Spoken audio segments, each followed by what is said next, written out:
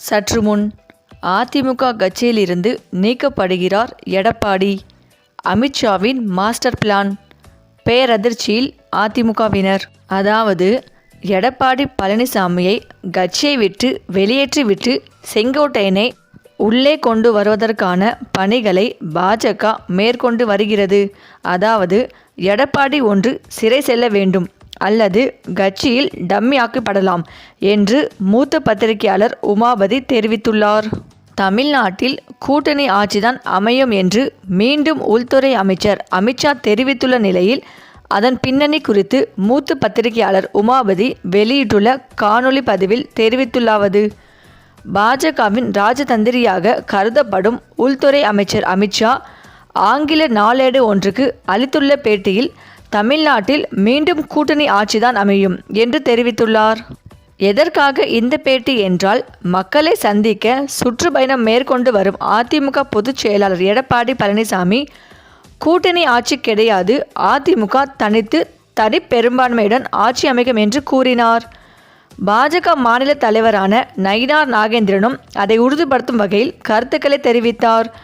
ஆனால் நாம் பல மாதங்களாக சொல்லி வருகிறோம், பாஜகவிடம் அதிமுக அடகு வைக்கப்பட்டுவிட்டது, அதை மீட்கவே முடியாது.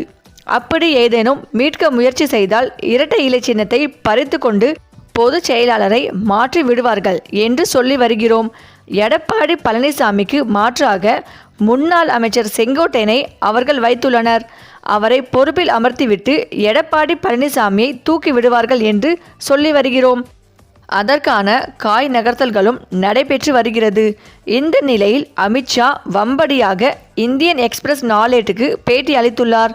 அதில் மீண்டும் கூட்டணி ஆட்சி என்றும் சொல்லியுள்ளார். அதாவது உத்தரப்பிரதேச மாநிலத்தில் கல்யாண் சிங் காலத்திற்கு பிறகு நீண்ட காலமாக பாஜக ஆட்சிக்கு வராமல் இருந்தது. அங்குள்ள 14% பிராமண சமூகத்தினர் மாயாவதிக்கு வாக்களித்து அவரை முதலமைச்சர் ஆக்கினார்கள். அமித்ஷா உத்தரப்பிரதேச மாநிலத்தில் களமிறங்கிய போது அங்கு முலாயம் சிங்கின் சமாஜ்வாதி மற்றும் மாயாவதியின் பகுஜன் சமாஜ் கட்சி ஆகிய கட்சிகள் பலமாக இருந்தன.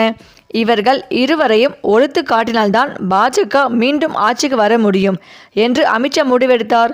பாஜக கூட்டணியில் இடம்பெற்றிருந்த மாயாவதி தற்போதும் அவர்களுக்கு தான் ஆதரவளித்து வருகிறார். இந்த நிலையில் ஊபியில் பாஜக முதல் முறையாக ஆட்சிக்கு வந்தபோது மாயாவதி ஆட்சி காலத்தில் முறைகேடாக சொத்து சேர்த்த வழக்கில் கைதாக்கினால் ஆயுள் முழுவதும் சிறையில் கழிக்க நேரிடும். எனவே அவர் தங்கள் கூட்டணிக்கு வந்துவிட வேண்டும், தாங்கள் சொல்வதை மட்டும்தான் கேட்க வேண்டும் என்று அமித்ஷா மிரட்டல் விடுத்தார். அதற்கு பயந்த மாயாவதி அவர்களுக்கு அடங்கி சென்று விட்டார். ஊபியில் 3 முறை முதலமைச்சராக இருந்த முலாயம் சிங்கையும் அவரது மகன் அகிலேஷையும் பிரித்தார்கள். அகிலேஷ் கொள்கையில் பிடிப்புடன் இருந்த நிலையில் முலாயம் சிங் தன் மீதான ஊழல் குற்றச்சாட்டுகளுக்கு பயந்து வேறொரு கொள்கை முடிவை எடுத்தார். அதனால் அகிலேஷ் கட்சியை கைப்பற்றினார், முலாயம் சிங்கை கட்சியிலிருந்து வெளியேற்றினார். இந்த இரண்டும் பிரதான கட்சிகளில் ஒன்றை உடைத்துவிட்டார், மற்றொன்றை அமைதியாகிவிட்டார். அதனால் அங்கு பாஜக ஆட்சி தொடர்கிறது. இதே வேளையை தற்போது தமிழ்நாட்டில் பார்க்க போகிறார்கள்.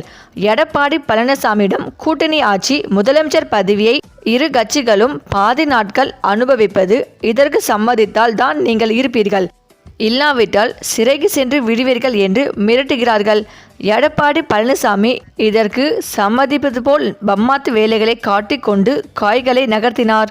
நாடாளுமன்ற தேர்தலின் போது கூட்டணியில் இருந்து வெளியேறிதான் ஒரு பெரிய ராஜதந்திரம் போன்று எடப்பாடி காண்பித்து கொண்டார். பாஜகவை தமிழ்நாட்டில் ஒரு இடம் கூட வர முடியாமல் செய்துவிட்டார்.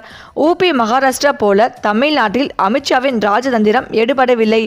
இதனால் ஆத்திரம் அடைந்த அமித்ஷா செங்கோட்டையனை கையில் எடுத்து அவரை முதலமைச்சர் ஆக்கிவிட்டு கூட்டணி ஆட்சி அமையும் என்று முடிவு செய்கிறார்கள்.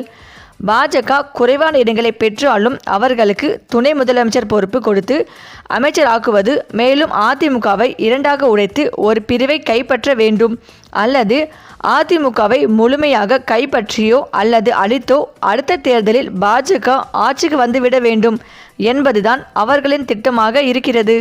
இந்த நிலையில் தற்போது அமித்ஷாவின் பேட்டியும் வந்துவிட்டது. அடுத்தபடியாக எடப்பாடிக்கு தான் பிரச்சனை. எடப்பாடி தற்போதே அரசியலை விட்டு வெளியே போய்விட்டார். அவருக்கு எந்த ஆதரவும் செல்வாக்கும் கிடையாது. 2026 தேர்தலுடன் அதிமுகவுக்கு முடிவரை எழுதி விடுவார்கள் பாஜகவினர். உள்ளே வந்துவிட்டால் அதிமுகவை வாழ விட மாட்டார்கள், அழுத்தி விடுவார்கள் என்றும் உமாபதி தெரிவித்தார். இந்த நிலையில்தான் தேர்தலுக்கு முன்பாகவே சுதாரித்து கொண்டு பாஜக கூட்டணியில் இருந்து எடப்பாடி விலகினால் மட்டுமே அதிமுகவில் நிலைத்து இருக்க முடியும்.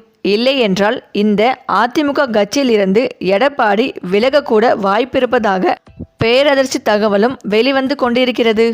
சரி, இந்த வீடியோ பற்றிய உங்கள் கருத்துக்களை கமெண்ட்ஸில் சொல்லுங்கள். மேலும் இந்த வீடியோ உங்களுக்கு பிடித்திருந்தால் லைக் பண்ணுங்கள், ஷேர் பண்ணுங்கள், மறக்காமல் நம்ம சேனலை சப்ஸ்கிரைப் பண்ணிக்கோங்க. தேங்க்ஸ் ஃபார் வாட்சிங்.